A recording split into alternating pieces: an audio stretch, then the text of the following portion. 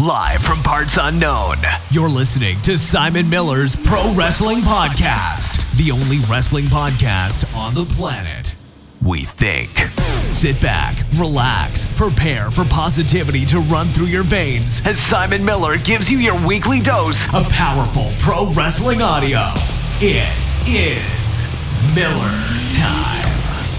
Hello and welcome to Simon's Pro Wrestling Podcast. My name is Simon Miller, and yes, this is a pro wrestling podcast. It's the second one of the week. If you didn't tune in on Wednesday, as a little note, I am away next week. Now, hopefully, a very special edition of the podcast is still going to go up. I'm going to record it this week, and so it won't be very topical next Wednesday, but at least it means the momentum continues. I'm going to do my best to do that. If not, just listen to an old episode of the podcast, and it'll be like I never went away. But if you are a long-term listener, you know we do try and smash out 2 a week. And the second one in a week is always really cool because I head over to patreon.com/Simon316, which is how I am able to do these podcasts to begin with, because I get awesome support on there. And I get patrons on the damn show. And today, I like this. We're going round. We're becoming cyclical because my man Pete returns to the podcast. Hello. Pete, how you doing today? You all right? I'm very well. How are you? I'm all right. Yeah, I'm excited. I'm pumped. You know, as you said before we started chatting, it's a crazy week for professional wrestling. And I don't actually, well, especially I should say WWE. Well, yeah, aren't they all at the minute? It seems there's something going on every week at the moment. It's true. I don't think anybody saw this coming. I really, really don't. And also, if you've seen the news that has been tumbling out of the wrestling internet world today, it goes to show that it's because it's only kind of got decided in the last 7 days, hence why it felt very much like a hot shot angle. Again, we talked about this earlier in the week. We'll talk about it now, in case you don't know. Tommaso Ciampa, Johnny Gargano, Aleister Black, and Ricochet, I guess, all got a phone call and said, well done, boys. You're being called up. Make sure you're ready for it. And here we are, sat on it's a Wednesday, breaking to kayfabe. It's going to air on a Friday. And they've done it. They've done one round of SmackDown. They've done one down of Raw. And now we just have to see what the hell they're going to do come WrestleMania, I guess. Well, yeah, it's incredibly exciting. Although the last batch of call-ups, like EC3, where's he now? I bet he's going, well, what about me? I tell you, man, that's, it's so easy to get caught up in the hype of things like this, and you absolutely should too. Like, that's half the fun. Yeah. But you're 100% right. What in the world is he thinking now? Because, what's he even done? He's been up for a month or so, I can't even remember. Yeah. And so far, he's lost the match, he's won a match, he's not allowed to talk, and obviously, his promo skill set is one of his strong points. Exactly. That's like his main thing. While he was away from WWE, he kind of developed this character and found his voice, and now he's not allowed to use it. I know. Seemingly. Honestly, man, it's absolutely bizarre. And it doesn't make any sense at all, because the amount of time and effort they put into those call-ups are making them feel like a big deal, like it's kind of the crutch that they built their whole, we're going to start again around. And, without even, I wouldn't mind if they had given them a shot and they'd all fallen on their ass. Like, I'm like, okay. Exactly, yeah. You can't win everything, but at least give everybody a fair strike. And we know what happened with Lars Sullivan. That's a whole separate issue. But when it comes to Heavy Machinery or Nikki Cross, especially EC3, I don't know what you do with them now, because, wrestling is like that. It's only as exciting until something comes along and usurps it. And when the thing that usurps it is the exact same thing as it was before, as a fan, you start questioning, well, who am I meant to take seriously now? Because I don't know. Exactly, yeah. I mean, it almost makes you look at those guys and think, did WWE even have an idea of what they were doing with those? Like, did they have a plan? Because they sort of just bought them up and went, oh, they're coming up, and here they are, I guess. And then that was it. It's like Heavy Machinery are just doing sort of, they had a really good competitive match a couple of weeks back, but now they're doing like little skits with Lacey Evans on the stage. It's like, well, who's that benefiting? Well, that Lacey Evans thing, I mean, to give it some context, apparently WWE sees a lot of potential in Lacey Evans. They think that she could be, I mean, just to keep it really layman's terms, she could be the female version of John Cena. I mean, that's cutting it a bit too cut and dry, but whatever. It explains it. And I'm not saying that she can't. Like, I don't know. She didn't really do that much work in NXT. She did the odd match here and there, and a lot of people were quick to jump down her throat with the Royal Rumble appearance. But I think sometimes you have to jump into the human part of the brain as opposed to the performer one. She was probably nervous. It's a massive stage, and I think she held her own okay. Yeah, there was a couple of botched stuff, but come on now. But I don't know how we get to all of these things that we're hearing from, all right, Lacey, what you're going to do tonight is you're going to come out, you're going to get to the top of the aisle, you're going to walk to the bottom of the aisle, you're going to wave, you're going to turn around, and then you're going to go back up. Like, it's one of those things that I can kind of see winning me over in the long run, just because it becomes so preposterous. Yeah. But it also feels like, I don't know, it just feels like an empty idea. Like, we know what we want, then tying into the EC3 and Nikki Cross. It's like, we know we want to do something with you, but we don't know what. But we want to make sure you're featured on TV. So for now, you'll just walk around. It's like, what is that? Like, I don't get what it means. It's so weird. I don't get it. But then they bring up this latest batch of guys, and they're like in big matches and winning matches and looking brilliant. It's like, well, that's how you do it. You clearly know how to do it when you're bringing guys up. So just, it's odd. It's very odd. It is odd. And I mean, the thing I don't ever get is you get loads of people saying, well, going back to the Lacey Evans thing, well, they did that with Trish Stratus back in the day. And I'm always like, okay, does that mean that we should run another necrophilia angle? Like, just because not everything we did in the past was necessarily good, especially because I just don't necessarily think it's creative too. That's, so I mean, I don't know. It's why I try not to overly worry about. EC3 hasn't been ruined by any stretch of the imagination. I'm just worried that he's already been usurped. But all it would take is a week. Let's say that EC3 is on TV next week and he does everything that, DIY or Aleister Black or Ricochet has just done. Let's say that even he beats, I don't know, say he beats Kurt Hawkins on one episode and then he goes to SmackDown and he beats, Samoa Joe. I know Andrade's not as big as Samoa Joe. You know what I mean? Straight away, you have your eye on him. But so I think sometimes in WWE, I get the impression that they're very focused on a certain thing and other people get lost by the wayside, which is kind of how we've ended up here to begin with. Because again, it's all rumours and hearsay and who knows what's what. But yeah, apparently Vince McMahon looked at his current roster and went, look, we need superstars. We need to push people. But I don't feel like there's anybody here that hasn't already been buried. Therefore, we'll just hit refresh again. I'm like, no, wait, whoa. It's cool to bring those people up. But you still have people like EC3 and Nikki Cross that you may be able to do something with. But it's like, nope, it's too quick now. We've gone. And it is really easy for them, and they've shown this past couple of weeks, to have a guy or a girl who maybe hasn't done anything prominent and then push him and be the most over person on the company. Like Kofi Kingston is now main event talent, all the crowds behind him. So you can take someone who maybe hasn't been used to their potential for a little while and rehab it really easily by just giving them a good match and giving them a good showing. Absolutely. And they did it. And this is actually something I'm intrigued to get your opinion on. They did that with Andrade recently and Rey Mysterio. I was into that feud. I thought it was some of the best stuff SmackDown had done. And yet then that vanishes from TV for a couple of weeks, which I'll admit I do forgive in this day and age because it's what WWE does. And I always feel like, well, if I'm going to criticize that, I should probably stop watching because they are going to do that. But now he comes out, he loses to Aleister Black, which I also don't have a problem with really. But again, it just confuses me. Like there's so many people they could have had a match with. And I understand that they think that Aleister Black and Andrade are going to have a good match, which was, they did. Yes. But yeah, I don't know. I don't get it because it felt like they'd given Andrade the Kofi Kingston treatment a while back and actually rehabbed him.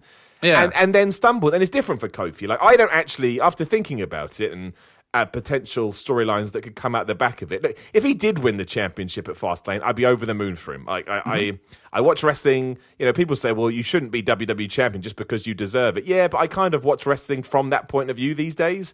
I do. Every now and then it's nice to have the Cinderella story, isn't it? Someone who wasn't meant to be the champion gets it. And especially if the crowd's all behind him, which they are, it doesn't hurt. No, and it always feels different when you do something like that too.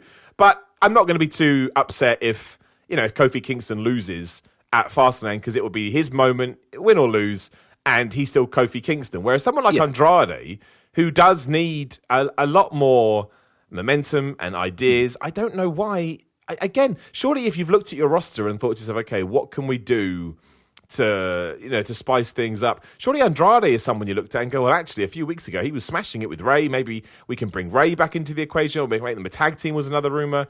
But no, instead it's just been nope. That's it. Now we're focusing on these four guys instead.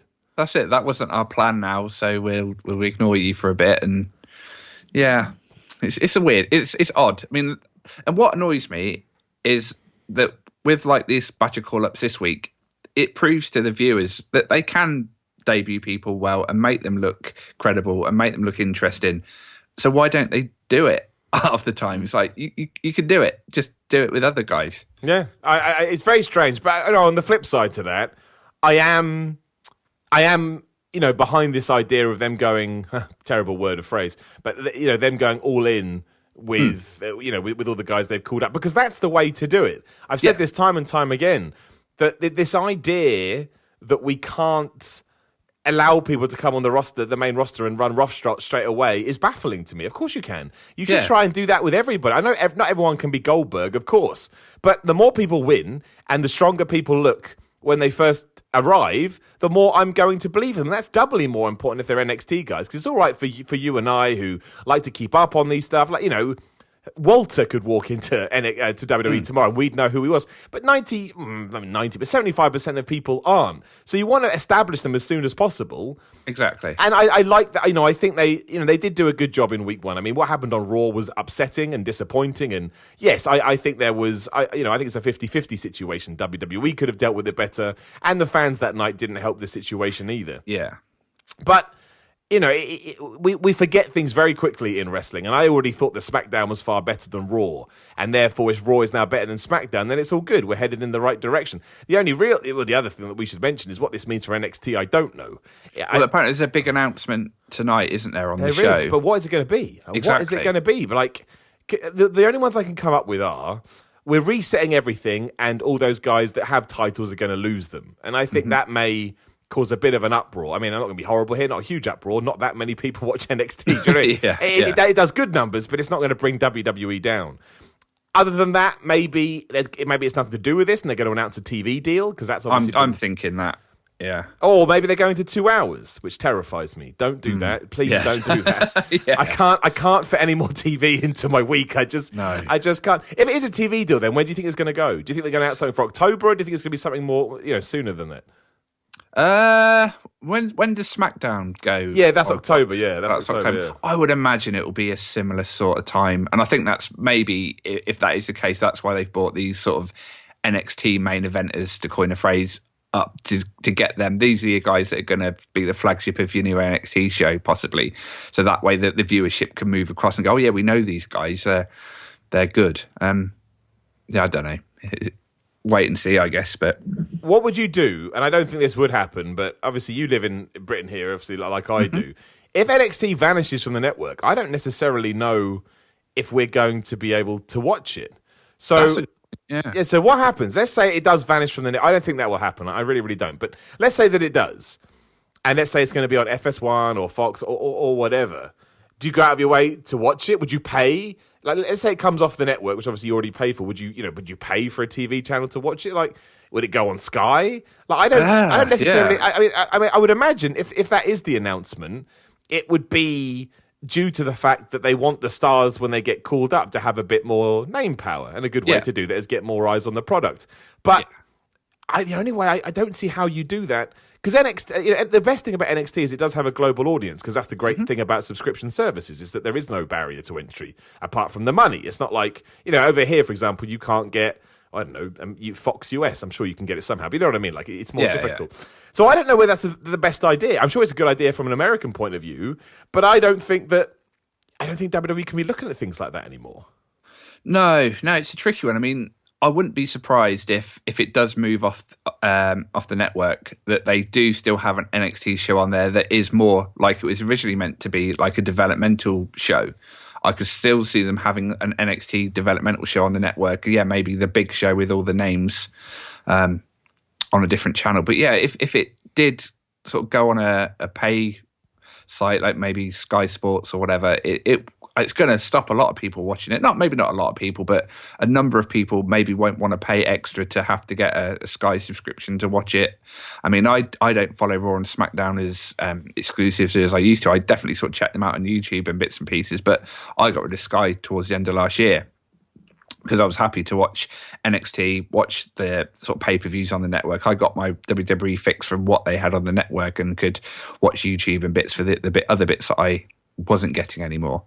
But I certainly wouldn't jump at sort of re-signing to Sky just to get NXT. No, I wouldn't. No way. I have Sky, but I only have Sky because I need to watch Raw and SmackDown every week. Yeah. I would dump Sky so quickly if I didn't need to do that. Just TV has changed, hasn't it? As we talk about all the time. So, given everything that we do have, I mean, how from where we are now, going through Fastlane into WrestleMania with all the new call-ups, so we're going to have WrestleMania programs. Yeah. How do you see it going? Like, what would you like to see? You know, as a guy that is invested, you know, outside of what a mainstream fan would be, you don't have to learn about these guys. Yeah. And I would imagine that through Fastlane, that's what we'll get, and then we'll come out at the end and we'll ramp it up a bit.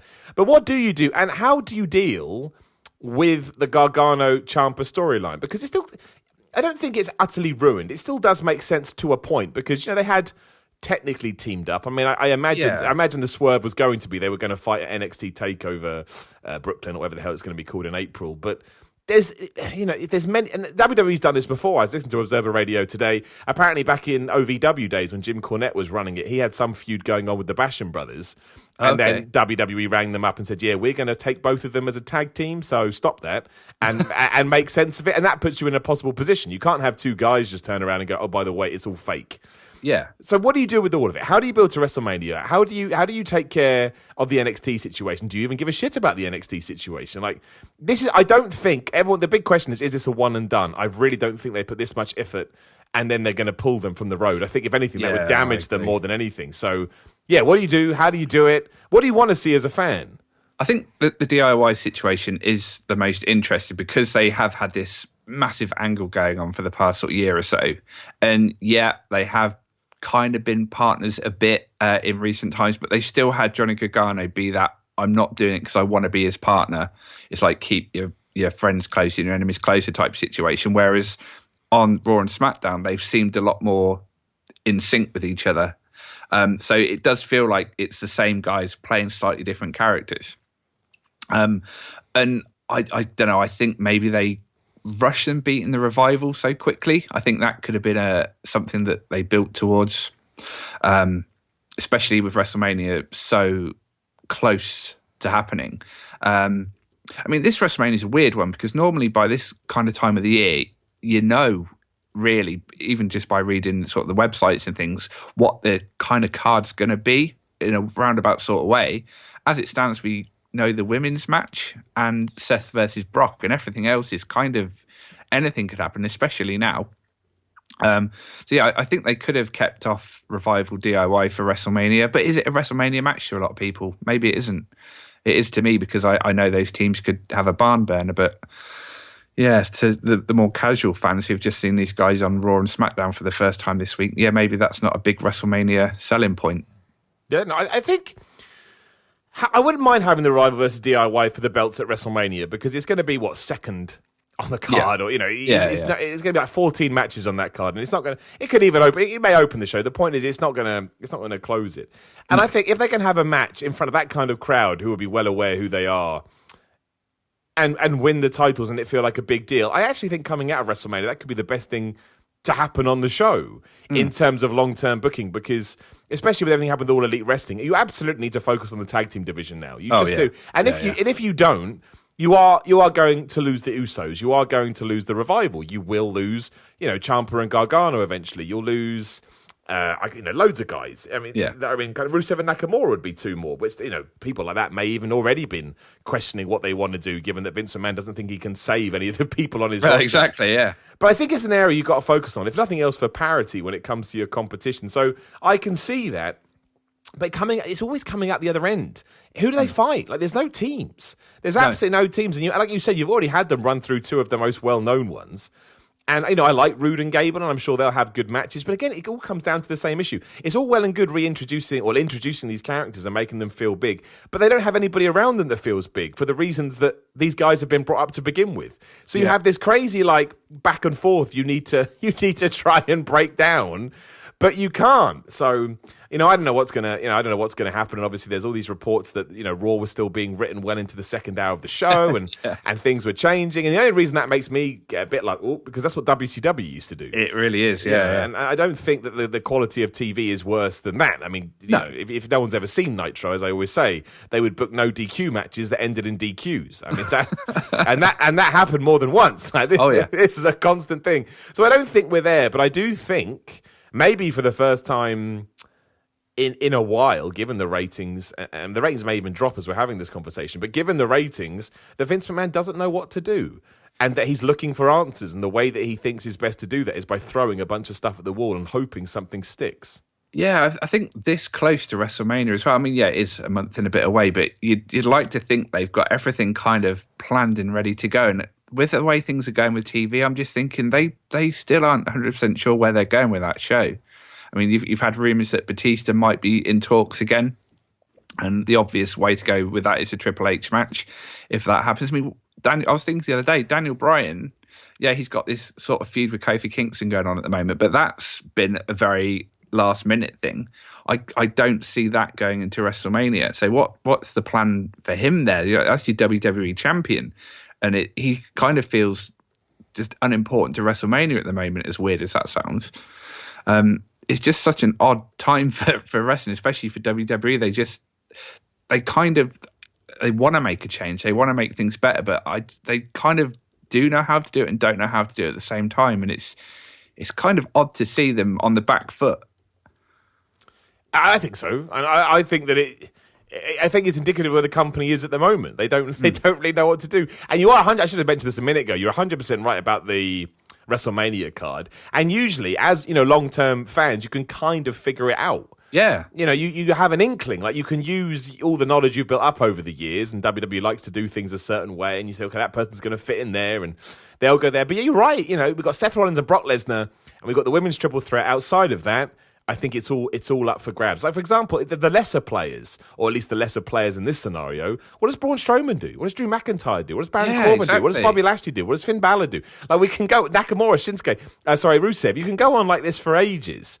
And I can't remember ever having a time when I wasn't at least, being able to figure out. I've been absolutely sold on this idea that Daniel Bryan should fight a returning Kevin Owens and have Kevin Owens be the everyman compared to.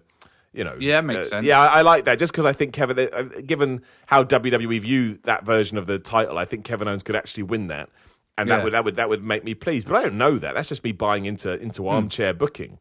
Yeah. And any plans that they did have surely changed, because you can't call these four guys up and not have them now have prominent matches on that show. Surely. Well, exactly. And one of the things I read today was the plan was to have Ricochet versus Finn Bala right out the gate. And it was Triple H, apparently, who said, well, no, Finn's just won the Intercontinental title. He can't lose, but we can't have Ricochet lose. So that's why they were kind of put together. But yeah, if you want a WrestleMania match for the Intercontinental title, that's hell of a way to go, Ricochet versus Bala. I mean, that would be good. I think that I wouldn't say the problem is face versus face matches are always interesting to me.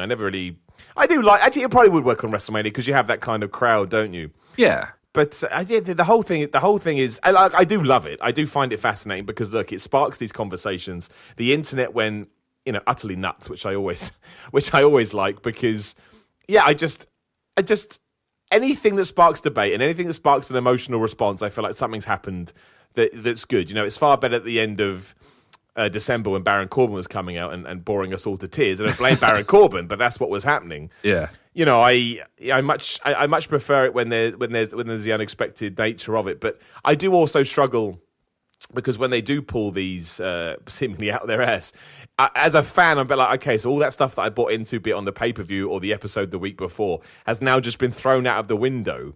And it's not a problem on the night, but I do find myself over a long period of time starting to get worn out by that. Like, well, what am I actually supposed to care about? Like, you have to tell me, because let's say, I didn't, but let's say that I was really invested in Bobby Lashley beating Lio Rush. For you just to say 24 hours later, oh, they had a chat and it's okay. Yeah. But it just means next time somebody breaks up, I'm like, well, I don't care, because I'm too worried about caring in case you take it away from me again. Like, I think the perfect example of this is Sasha Banks versus Bayley. I was actually quite into that. I thought, okay, we could do something. And then it was taken away from me. And it was taken away from me. And it was taken away from me. And now they're the tag team champions, which is fine. I think that was the right decision. But that's something I think they need to stop. Like the Mojo Rawley promos. Where did Mojo Rawley go? Yeah, they are weird. Where did he go? Like, I genuinely want someone to answer me that question. He was yelling at himself in a mirror. Yeah. And now he's just gone away. Yeah, it's so odd. It's like, they had a little idea for him. They're like, actually, no, we'll call some people up. If you could just go back to catering, Mojo, we'll call you when we need you for another promo in 6 months. Yeah, it's odd. It's so bizarre. Like it's just I don't know. I'll never be able to figure it out. But it certainly did surprise me. But hey, man, that's the lay of the land, and at least it made Raw and SmackDown next week super interesting. I can't tell you what's going to happen. I really don't know. And obviously Seth Rollins apparently dealing with a minor injury, and Brock Lesnar being advertised for shows, and we don't know what Ronda's going to do. And Alexa Bliss, she's also gone from TV, and it's kind of weird. It is. It's definitely a weird time. Obviously, and the other thing, that also kind of spits in the face of what we used to, is all this stuff now with The Undertaker apparently being in Vince McMahon's bad books for doing StarCast. Oh, of course, yeah. Which is, I mean, what's going on? Like, it's that classic thing that nobody, no matter how long you've been there, no matter how big your star was, you cannot leave WWE on good terms, it seems. No, it's like physically impossible. But it is. I don't know. I mean, because I was surprised when that happened. Like, it did that thing where I saw it and I was desperate to talk to somebody about it.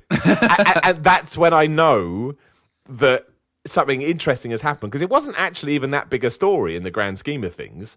But I'm like, Undertaker is doing essentially a non-WWE event in America, which is affiliated with competition to WWE. This is massive to me for a guy that's so used to Undertaker's gimmick being so protected. Exactly. Yeah. I mean, AEW is like the talking point of the wrestling world, and it will be until they have this sort of all or nothing pay-per-view.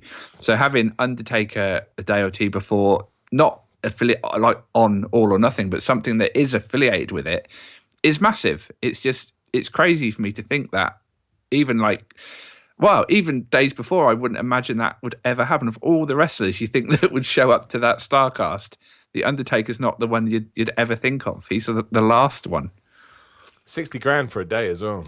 Yeah, it's not bad, is it? If somebody wants to hire me for 60 grand a day, I will do it. I'll 100% do it. So in case, probably for a lot less, if we're being completely honest. Talking of, well, yeah, but talking of AEW as well. I mean, a lot has happened since we last spoke to do all of that, and you'd have to imagine, again, tying it all into these call-ups, there has to be a connection there about why they've arrived on this scene. Like, what do you take from all of that? Like, what's you like it, you don't like it? Because some people are very, I wouldn't say they're anti-AEW, but they're certainly, I'm not going to get excited yet, blah, blah, blah, which I'm like, man, just enjoy it, but, whatever.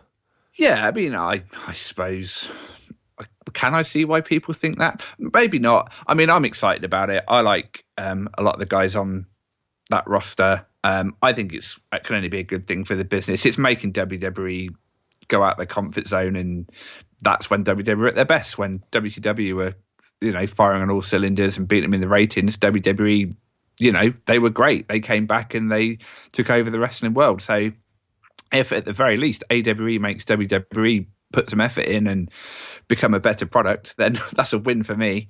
But having AEW as well as this place where wrestlers can go, they can seemingly earn a very good pay packet. It gives unknown guys and girls a chance to be on a big platform and again earn some money, get some recognition, have some good matches, some new interesting matches. If it allows WWE guys not being used, like we hear today, Ty Dillinger's asked for his release. He's very close with Cody. They were a tag team back in the day in OVW. If he can go there and actually make something of himself where WWE really didn't want to use him, then brilliant. I see AEW as only a good thing for veterans, new guys, people in the middle, for everyone involved. It's got to be a good thing. Everything seems to point to the fact that WWE doesn't like AEW. I think that's probably one of the reasons Vince McMahon is so against, the Undertaker doing this, because he's like, no, Undertaker's my guy. And now, from a outside perspective point of view, some people may think this reflects badly on me. It's one of the reasons why Brock Lesnar keeps getting his good contract, because he's like, well, I can outdo the UFC or whatever. But I'm very surprised that some people they've already won. Even if they're out of business in a year, right now, more people are saying they want to leave. More people are being offered more money. Again, people you wanted are being called up are being called up. So I think part of it as well is it's no secret that WWE offered the Elite good money to come over to them. And they're like the first sort of big names offered big money. They went, no thanks. And that's got a sting if you're Vince McMahon and go, well, normally I can just throw bucket loads of money at people and they come no matter who they are. But these guys have bet on themselves and gone, no, we're going to try this and this will be better for us. And, Vince clearly, I don't think he'd take that well. Triple H, I think, probably would understand it more, but Vince is still Vince and he will take that as a personal attack, I think. So, yeah, that's probably why with Undertaker doing this Starcast, it's another little dig that even his loyal guys are, maybe looking elsewhere a little bit. Not saying Undertaker will work for AEW, but the fact he's doing something that isn't WWE sanctioned as such is a big thing. Do at Double or Nothing, what? Obviously, you got Omega versus Jericho, and just for the record, I don't think Undertaker's ever going to wrestle for anybody else. No, but you got Omega versus Jericho. You've got the Young Bucks versus the Lucha Brothers. Yep. Hangman Page versus Pac. Cody Rhodes versus a mystery opponent. And I imagine there is, just because you're like me and you just want to see what they're going to do. But say you're a more casual fan, do you think there's enough on that card at the moment? Do you think it's sort of casual grabbing enough? That, I mean, obviously, from a ticket perspective, absolutely smashed it. But what they really need to do is ensure they get good pay-per-view ratings and, attract more interest on TV. Do you think they've got enough there, or do you still think they need to bring in some extra people? I think, as it stands, I don't want to use the word niche because that's probably wrong. But it is a hardcore audience they've got at the moment. And, getting Jericho is excellent, but he's still not quite the guy I think that would draw massive amounts of people to their product. Yes, he took some people over to New Japan, but not, company building numbers. But I think that's the way they need to go. I don't want them to do a TNA and just bring in WWE guys just because, this person, come and watch them here. I think early on it's going to be the very hardcore, but I think that it'll get around quick. The news will get around quick, and people, as long as they get a decent TV deal that all homes can, or the majority of homes can tune in and watch their show, I think there'll be a great alternative eventually. They just need to get that word of mouth out there and get some shows under their belts. Kenny Omega, we love him. He's well known in the wrestling world, but he's not a mainstream guy yet. He certainly could be. But yeah, it's going to take some work, I think, at first to get casual fans to jump over. But I think if they get a glimpse of it, I think they're on the right track. They've got the right guys to keep people invested and keep people watching. Yeah, no, I think it's a marathon, not a sprint. I know that's a cliche, but it is. And a lot of people expect, they haven't done this, they haven't done that. They've been around 2 months, and they've already managed to fire so many shots, in WWE's direction that it's ridiculous. Yeah. What did you hear about all the stuff talking about the Young Bucks? Did you hear about all the stuff that the WWE pitched to them when they offered them their contracts? Yeah, that's insane. The whole you can leave after a few months if you're not happy with the direction. And not only that, though, they also said to them, we'll let you do an invasion angle. Yes. So they will actually let the Elite, and I presume Kenny Omega as part, they're probably all of them, we'll let you do an invasion angle, which will, knowing WWE would have culminated at WrestleMania, because why stretch these things out? And I, on paper that sounds great, but again, as soon as I heard that, I was like, and the Young Bucks don't need any help or information from me, but as soon as I heard it, I was like, I wouldn't do that if I was the Young Bucks, because every time WWE's tried to do an invasion angle, they botched it up, and I hate saying that, but the invasion back in 2001, I think even people that would have worked there would have said, probably one of the greatest ball droppings in wrestling history. But also when they had the NXT invasion, which started brilliant. And, really, again, you're talking about trying to find things that sparked the product. To me, that felt like it sparked. And then, it absolutely petered out because John Cena beat Wade Barrett when Wade Barrett should have gone the other way around and stamped an approval on it. So that surprised me because the problem is there's no way the Elite wins that war. To me, that's saying to them straight away, you will lose your first feud. Yeah, to me, that screams of sort of Vince and the creative team just going with what they think is the obvious angle. I think people still look at the NWO thing and go, well, that works. That's how an invasion angle works. We'll just do it again. It's not that simple. I mean, they were big WWE names moving across, and Hogan turning heel was a big thing. And I think trying to recapture the essence of an invasion angle like that, it's just not possible these days, just because of the names are different, the business is different. But yeah, I think having the Bucks, the Elite, come in as this invading force, I'm not saying a lot of fans wouldn't know who they were, but there are going to be a vast number of fans that maybe wouldn't recognize them or had heard of them but didn't really know their work. So the threat isn't there to WWE. It's like, well, who are these guys that have come from Japan? We don't really know too much about them. Why are we feeling threatened by them? This small group invading this massive company that seemingly employs every other wrestler on the planet. So yeah, I don't think that would have been an ideal situation for anyone. I thought it was really strange. Like, just the word invasion in WWE, I'm like, no. Yeah. What are you going to do to us? Like, you're going to get Buff Bagwell involved. I still remember that, man. I still remember. And the hilarious thing is, even with the people that they got and the lack of people like they got, I should say, that Invasion pay-per-view and the Survivor Series, whichever the hell it was, did so well. They did so well. People were still absolutely bought into the idea of WCW versus WWE. And that, I just find it crazy. I find it absolutely crazy that, I don't know. I understand the issues. Like, I really, really, really, really do understand the issues in the sense that you can't break the wage structure. Yep. And even from a Goldberg, a Kevin Nash, a Scott Hall, Hulk Hogan point of view, who isn't going to want to take some time off to let your body heal when you're being paid millions of dollars? Oh, exactly, yeah. But it's just everything else. The fact that we treated them like such goofs. Like, everybody on the Alliance side was such a goof. And it's like, oh man, that was the time, like, Undertaker would just run through people as well. Yes, it's just like, I'm just going to run through everybody, which was absolutely hilarious. Absolutely hilarious. Yeah, and as fun as at times the Austin heel run was, like, having him on the WCW, the Alliance side, was like, well, we're just seeing matches we've seen before now. We're seeing Austin versus Angle. That's not an exciting invasion match. It's a WWF match. It is what it is. So yeah, it was a shame. So how many? It's 2001, wasn't it? So we're coming up to 20 years. Oh my God! I know, right? I know. How terrifying is that when you hear that shit? You're like, poof. I don't even know how that happened. Well, hey, here we are. That is the beer. An invasion. I mean, it sounds great, right? Like, it sounds absolutely brilliant, but it just, anyway. Always learn from the past. Oh, definitely. We talked about Kofi Kingston. I should have asked you as well, really. We kind of just scooted over it. At Fastlane, I mean, would you take him winning, or do you think that kind of upsets Daniel Bryan's title reign? I like that he's getting a push. I like that the fans are behind him, but I wouldn't want to see him win.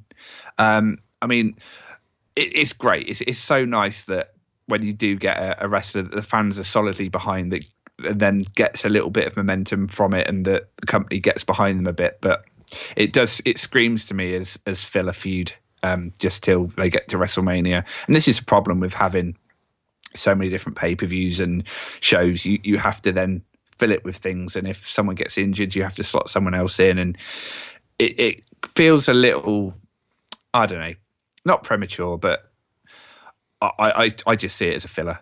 It just screams that to me. I don't think the plan is for Kofi to go into WrestleMania as anything more than what he was before he got a little bit hot, to be honest. He'll probably might be in a multi-man tag match with the New Day or something, but I can't see him going in as champion or challenging for the belt at WrestleMania. That's the thing, isn't it? It's like, it doesn't need to be at WrestleMania, and I don't mean that in a bad way, but it's just like, what we got now is great. And what we've got now is good. So let's just go. You don't have to turn it into this huge thing where it's like, oh man. Now if he's going to win the belt, I don't think it has to be at WrestleMania. Personally, well, exactly. I mean, if he were to win the belt this quick after this push, then what? What the chase is part of the appeal with a hot baby face for me. That he doesn't have to have it right away. He's proven that he can be a main event player. That I think many people have probably written him off by this point. They just sort of found his niche. He was a good mid-card, sort of high-end mid-card act, but never going to reach the top. But now I think he's proven that actually I can do it. And maybe that'll give hope to some of the other guys that have been, I mean, Kofi's been doing all right for the past few years in the New Day, for goodness sake, but there probably are some wrestlers that are looking at Kofi and going, well, he's been kind of mid-card for a long time, and now the audience is behind him. The company seems to notice. So it gives a bit of hope to people, I hope. Other wrestlers in the back that maybe are feeling a bit down on their luck, they can look at Kofi and go, well, it's not all lost. You're right, because you just never know. Yeah. You absolutely never know what's next. And I think, you're right. That's why you absolutely should always. It's difficult, isn't it? Like, I understand you need to, if you're not on the bench, you're not going to get into the game. But I also completely understand someone being absolutely worn out by. But my biggest example that I keep coming back to is Rusev and Nakamura. Like, Rusev and Nakamura and R-Truth, let's throw him in there as well. Because where's the US Championship gone? Yeah, of course. You forgot. I forgot, right? It was only late. It was earlier today. I was like, oh, shit. I was going through the WrestleMania card in my head. And I was like, okay, IC Champion, something to do with Finn Balor. They went US Champion. And I paused and I went, I don't know who the US Champion is. And I was like, oh, it's R-Truth. And, I thought that, what's he call it? Rusev and Nakamura are going to be this new tag team. Nope. And I thought they were going to push, R-Truth a little bit. Nope. That kind of toing and froing, I can understand why it wears people out. But, Nakamura especially, I swear Nakamura's contract's coming up soon. I mean, maybe he's just happy doing what he's doing. You never know. You can never account for what anybody wants. But yeah, of course. I don't think that's the kind of guy who, I'm sure has greatly raised his stock being in WWE. And if he popped along to AEW, I think that would really make a splash, because then you can do Kenny Omega versus Nakamura, Jericho versus Nakamura, Cody versus Nakamura. I just think that I don't get it. I don't get it, man. I tell you, there's a lot. I can't predict. Usually I feel quite proud of my ability to be able to. Yeah, no, the same. Things. Yeah, exactly. And it's weird because normally, like when wrestling is unexpected, I'm like, yeah, this is brilliant. This is what we want. We want it to be unexpected. But then when it's around WrestleMania season, it makes me a bit nervous, because like, this is your one show that you need to know what you're doing, and it doesn't look like you do, and that worries me. Yeah. Well, I like it in a way, because it means I have to approach things differently. I actually have to, when I watch the shows anyway, now I have to really watch the shows. But I worry that, you hope it's a good thing, but maybe it's not a good thing, right? Exactly, yeah. Because maybe it's because they haven't got a clue. Exactly. Maybe they got no clue about what's going on. But I don't want to rag on it too much, because it is just wrestling at the end of the day. And I appreciate them reacting to the situation that they're in. They don't like the ratings, which I keep looking for them, by the way, but so far nothing. But they don't like the ratings, and they're trying to make a change, which is what we say that they don't do. And now they're trying to do it. So it's like, all right, again, I can't get mad at people. What people usually says is, WWE doesn't into the fans. They don't care about this. They don't care about that. They're stuck in a status quo. And yet this is an absolute response to everything that's gone on. So I'm not going to criticize them both ways. I don't think that's fair in any stretch of the imagination. I just hope that they keep rolling with it. They don't get bored in a couple of weeks. Go, actually, no, we'll do someone else. Actually, we'll give someone else a turn. Like, if you're going to invest in these guys and see how it goes. Give them a fair shot. And the real question is, what happens when Roman Reigns comes back? Well, exactly, yeah. I mean, we hope that's going to be on the cards. Obviously, we don't know. But how does Roman Reigns slot into all of this? And what the hell are they doing with Dean Ambrose and Seth Rollins? Like, what is all that? Yeah, I mean, that was someone like WWE to have a wrestler hand their notice and then go, oh, yeah, he's leaving. We wish him the best. And then still sort of feature him on TV. Yes, he's losing all the time, which wrestlers generally do on their way out the door. But yeah, then to just try and turn around on this sort of breakup between him and Seth, and now you've got Dean being a bit of a goofy guy backstage with jokes to Seth Rollins. It's like, what are you doing? I don't get it. I don't know what their plan is for Dean. I mean, they want to keep using him on Raw. I mean, back in the day, they might sort of just write him off and say, well, we'll get you to put over a couple of guys, and then that's that. But they still seem to feature him prominently. So it's a strange one. Do you think whether they're hoping he'll stay, I don't know. Well, I was going to say, do you think it's legit? I mean, I think it's legit now after he got beaten by Drew McIntyre in 2 minutes. I think so. Yeah, I honestly believe it. I watched the Chronicle documentary that he did on the WWE Network the other day, and a lot of that was sort of about his comeback, and it was this weird mix of sort of real as far as his injury went, and then sort of the kayfabe stuff about the sort of breakdown of the Shield or the angle they were doing at the time. But just sort of watching that, and then sort of now knowing that he's looking to leave, from what we've been told, it kind of fits that. Yeah, I think he wants more out of his wrestling career than I think WWE can give him. I don't think he likes the goofy, silly stuff, although that's what they're making him do on his way out. But yeah, I'm interested in Ambrose. I don't know whether he'll go to AEW, whether he'll take some time off, whether he'll go somewhere like Ring of Honor. It's interesting for him, because it's rare that a WWE champion just sort of ups and goes and especially WWE admitting it as well, going, yeah, he is leaving. It's a strange one. Oh, it's massive. Yeah, I think it's the status of Dean Ambrose, isn't it? Yeah. He's always been a guy that we wanted. We wanted WWE to do more. He's kind of divisive a little bit as well. I see some people go, "Don't get Dean Ambrose." It's like, yeah, well, that's just entertainment. Don't be ridiculous. But yeah, he has been WWE champion. He has had those matches with Triple H at Roadblock, and countless other things where fans have really, really, really been behind him. And he's only been back a short amount of time, and now he wants to go. Which it's just not.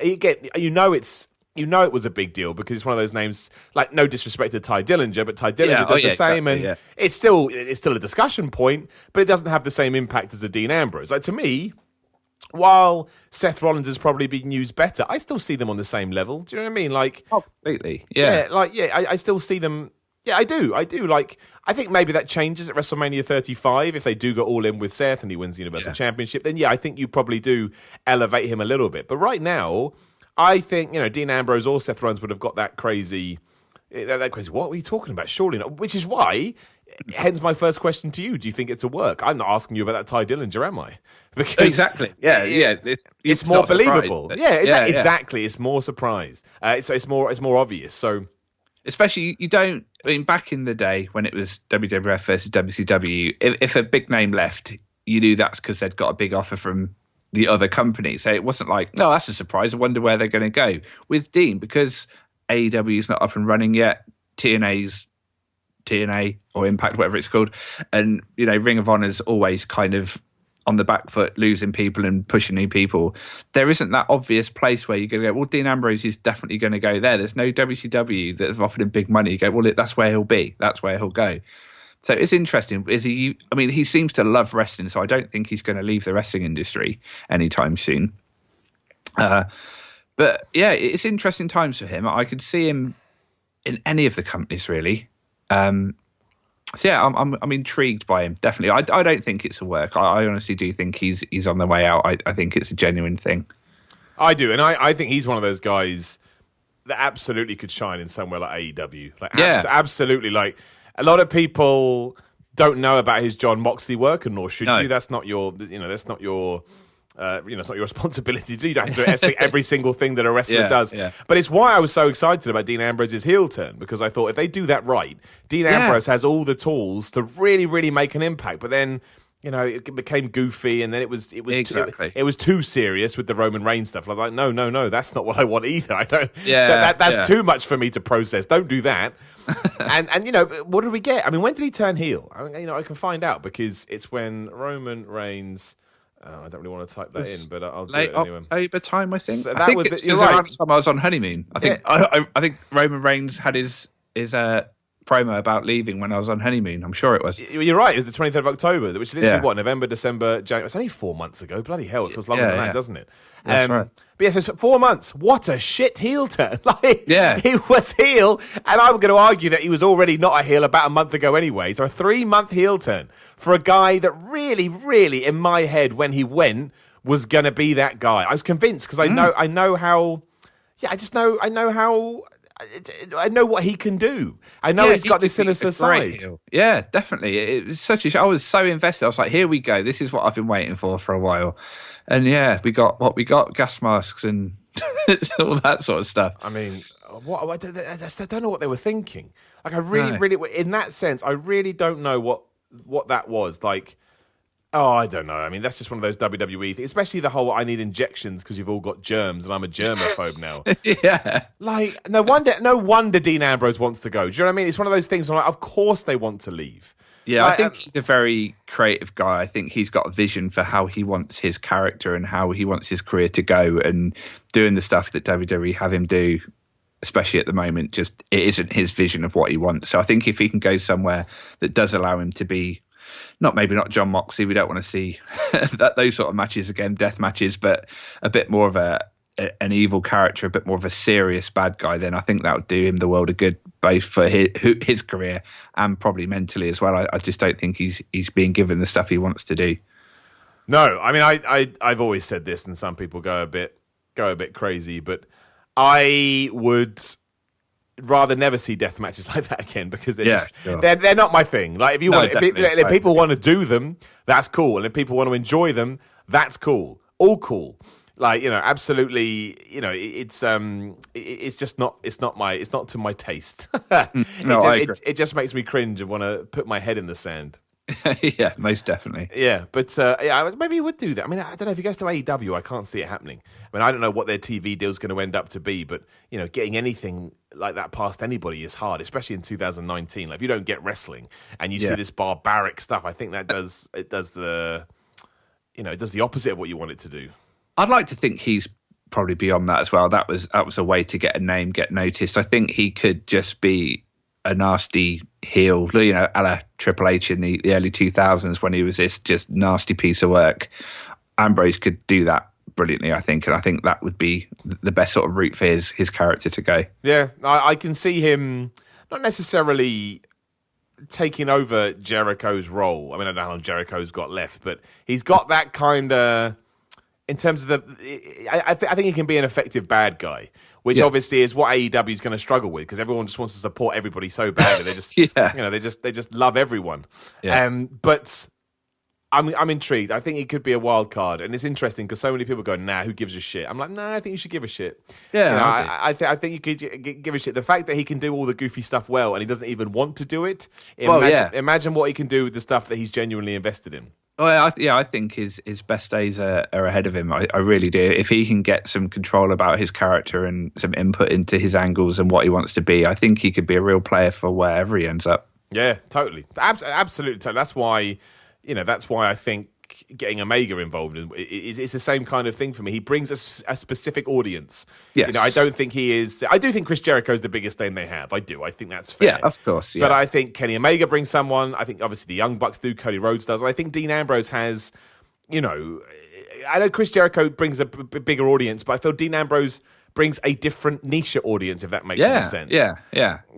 He's interesting. So I think some people will follow Ambrose because they're like, some WWE fans will see him leave and go, well, we're not happy with the company either. We're going to leave with you and we're going to follow you and see where you go. So like a bit like supporting a football team, you support them through thick and thin. So if Ambrose leaves, I can see, if not a lot, but a few fans moving over, and then word of mouth spreads. And that's how AEW get their audience, just by people talking and going, come and watch this. There's a couple of guys you'll recognise, and there's a load of guys that are brilliant and do weird, wacky things in the ring that you'll love. And that's how they work. Yeah, I think that recognisable factor is what's really important. Like, because if you are flicking through a channel and you see Dean Ambrose, or you just, again, like you see, you're just intrigued about where the hell Dean Ambrose went. Yeah, that's when you stop and you start watching. I think people are underestimating that. Like, I really, really do think though. Yeah, I mean, so. I could just be, and I am excited about it because, and I'm sure you feel the same. This is the first time in wrestling, not even TNA did this, where I feel like there's a genuine chance of not a war like there was with Nitro. Oh yeah. But like somebody can actually make a dent, just a small bit of a dent. Like the fact they've sold out 12,000 seats, and just, not many companies, well, not even WWE is doing that. So it's like... No, exactly. I mean, when TNA formed, even like at the start, it was like, well, this is just the company for the wrestlers that WWE don't want. AEW has wrestlers that WWE really wanted and were making big plays to get. So that's, the fact that they're doing their own thing and WWE was so keen to have them, it makes it so exciting. I can't wait. What was your, when TNA launched, what did you think of it? Because I was still in school when TNA launched, but right, I just didn't care for it. Like, I knew all these guys had gone there, but the fact it was like pay-per-view shows and I didn't really have any access to it. And like you say, it felt like people that just had their run in WWE and was going there. It took me a long while before I even bothered to check it out. Like, I think the first show was in 2002, and I remember buying the first 8 shows, I think, on video off eBay, just because I was that was like the height of me getting tapes and stuff. The internet wasn't quite the thing it was back then.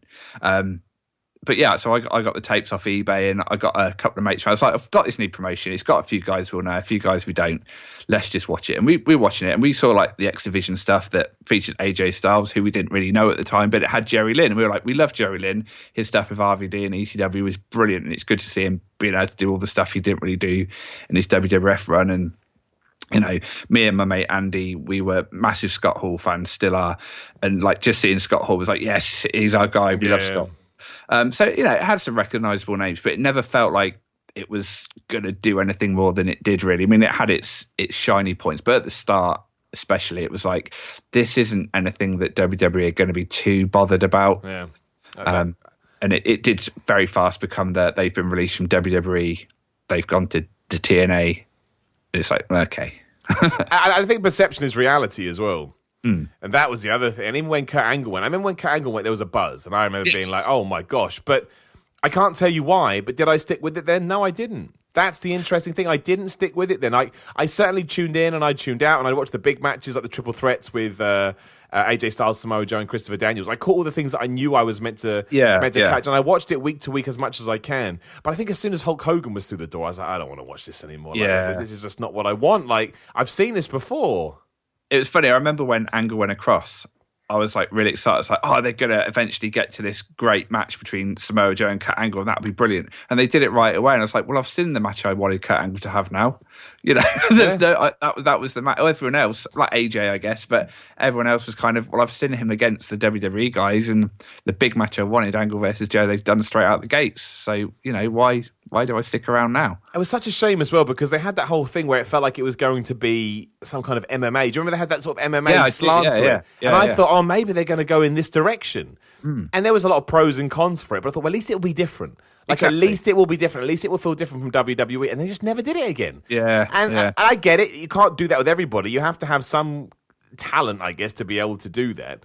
But the fact they never even tried, I thought, that's it. I remember thinking, this is it. You can make a dent in the wrestling industry by kind of combining MMA with WWE or with pro wrestling, which a lot of people said they wanted. And yet, that was it. And that match, where was that match? I can't remember what pay-per-view that was at. I can't remember. Samoa Joe, TNA. One of the lockdowns? It was in a cage, wasn't it? Yeah, I was going to say, I remember it being in a cage. And was it Lockdown 2008? When did... No, that's not... I don't... Who cares? But, but yeah, I was always... That match was so hard. It was a lot like some of the stuff we see now. Yes. Like, you know, kind of where... Or New Japan, I should say, not that we see now, but it felt like it had been influenced a lot more by the strong style in New Japan, which we see now. I personally... It could have just been because... Well, it would have been because my eyes weren't open back then, but I was young. But it was the first time it was exposed to me, and I really felt like they could have benefited from that, but no, they didn't, which I don't know. Just TNA is such an interesting beast, and the fact that it's still going, which is brilliant. Again, I don't want it to go anywhere, but just crazy. Just crazy to think about all the stuff, all these memories we have. And again, if you're out there and you've never seen those triple threat matches between AJ Styles, Christopher Daniels, and Samoa Joe, go and watch them. Like, they are, you know, for people that don't like triple threat matches, maybe because you're only exposed to the ones in WWE, they are brilliant. Like, they are absolutely brilliant matches. And, you know, I think a large reason why AJ Styles started to develop the reputation that he did. Oh, most definitely, yeah. So yeah, I mean, there's a lot of good back stuff there, but I don't really watch it these days. I said that on the podcast on Wednesday. It sounds terrible, but it's just not my thing. I don't have enough time in the week. Yeah, I mean, I still read the results and whatnot, but even now I'm like, oh, who's that guy? I don't recognise that name. So even when I'm at that point, you know, I'm not invested. I don't know who some of the wrestlers are. Well, there's only so much you can do. You've got to draw a line in the stand somewhere. Definitely. So hey. There you go. Right, amazingly, an hour has gone by, which I've just looked up. Wow. It just fly. Why is talking about wrestling so fun? Somebody tweet me and tell me, because I don't have a flipping clue, but it is. And I do this a lot, and I still don't get bored.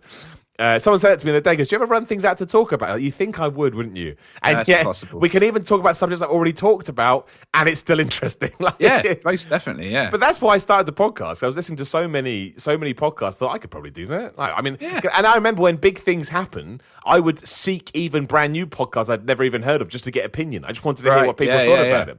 And now here I am. Who knew? Right, my man. Is there anything you want to throw out there? Any tweets, Facebook, any nonsense like that? Yeah, I'm on Twitter at Pitwar, Pitwar. I do present a weekly radio show on Puritans Radio, the Sunday Night Geek, talking about comics, video games, movies, and playing lots of good music. I say I do present it. I've only got 2 shows left. Then I am leaving. Oh, man. There you go. Reveal. Exactly. But yeah, if you want to tune into my last couple of shows, Sunday 6 till 8, I've got this week next week, then I am done. But I'm doing a little bit on YouTube now, comic reviews and stuff like that. So look for the Everyday Geek on YouTube and you'll find my comic book videos, which is what I'm going to be doing going forward. Right, do that. Check them out. Last 2 shows, you've got to support it. That's what it's all about. It's right. It's how the world works, man. Right. And I'm on Twitter as well, Simon316. Same with Instagram. Again, you can check this on youtube.com/The Report Rules. All supported by patreon.com/Simon316. That's how we grow this thing and set it on fire. Again, I am away next week, but I will do my best to get a pre-recorded episode up. So don't tweet me going, why are you talking about old things? It's because it was old. That's why it will be. But if not, I will talk to you the week after next anyway. So have good weekends, have good weeks, and as always, we'll talk to you again soon.